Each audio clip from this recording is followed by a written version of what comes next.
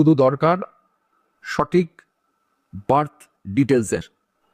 Birth details ঠিকঠাক পাওয়া গেলে জ্যোতিষ প্রেডিকশন করা একটা বই পড়ার মতোই সহজ। যেমন ধরুন হেলথের বিষয়, যখন কোনো গ্রহ লগ্নের এবং ষষ্ঠ ভাবের ফল দেবে তখন একজন ব্যক্তি অসুস্থ হয়ে পড়বে। এর সাথে যদি অষ্টম ভাবেরও ফল দেয় তাহলে তার রোগ বাড়াবাড়ি রূপ নেবে। তার সাথে দ্বাদশ ভাব যুক্ত হয়ে গেলে তিনি শয্যাশায়ী হয়ে পড়বেন অথবা তাকে হসপিটালাইজড হতে হবে। এক্ষেত্রে কি করণীয়? এক্ষেত্রে লগ্ন, পঞ্চম ও একাদশ ভাবের ফলদায়ী গ্রহকে পাওয়ার দিতে হবে, তাকে শক্তিশালী করতে হবে, তাকে বল দিতে হবে।